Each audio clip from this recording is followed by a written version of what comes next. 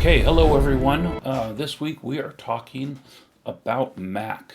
Mac is one of the Eternals, the brother of Julz and Storm. And Mac's name is actually an acronym, and that is stated in the book.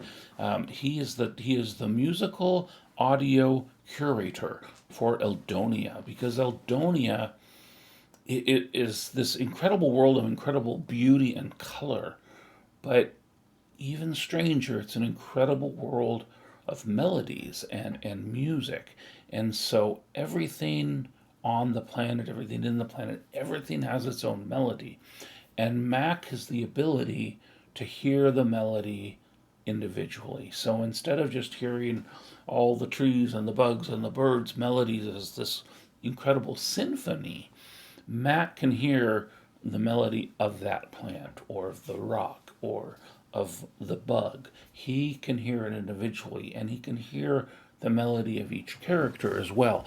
And that gives him the ability to understand things about the characters that in many cases they don't understand about themselves. And so for Mac, what someone says to him may mean one thing, but when he can hear their melody, it's, I don't want to call it a lie detector, but they can't change their melody. So if their melody is evil, Mac's going to know that. If their melody is good, Mac's going to know that. Now, again, this isn't something that's used very much in the book, but it's used in a couple key places.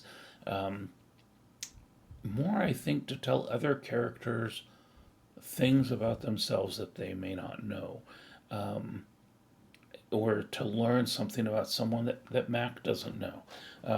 But he's also more than that. He's a bard. He has a lute. He's, often playing songs and stuff, and he's also the only one of the Eternals. I think this is true, that really fights. That really has any type of battle skill, and it's pretty minimal. He's by no means a warrior, but he does carry a sword.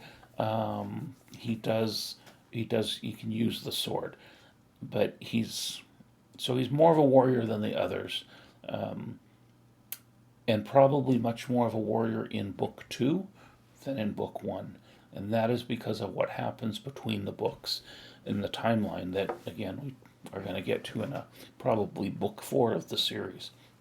Um, so Mac to me and how he relates to me is, I think it's just that in my world there's music always.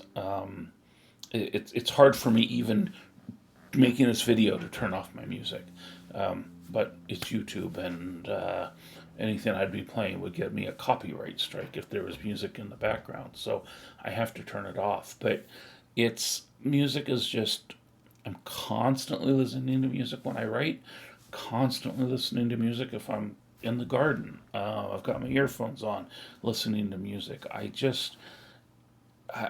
can be in music 16, 17 hours a day, and to the point that I will have music on in my earbuds while watching TV, and I don't really even notice it, because I notice it if it's gone more than I notice it when it's there. And I think that's how Mac is. Mac is just, everything about him is musical. And yes, that is very true of me. But Mac has the trait I don't have. I have zero musical talent. I mean, zero, probably negative. If there's negative talent levels, I'm negative on music. Tone deaf, can't, I just, nothing. But I love it. I have to have it playing. And so Mac, more so than something I have, kind of represents what I don't have, and a trait that I wish I had, that ability to really be musical. Um, but that's not how I am capable of expressing creativity. I express it um, mostly through writing and through creation of stuff, whether it's wild gardening designs or front yard designs, which I share over on Dirt Diva Diaries. It's it's just a love of just a creativity that doesn't express itself through music, unfortunately.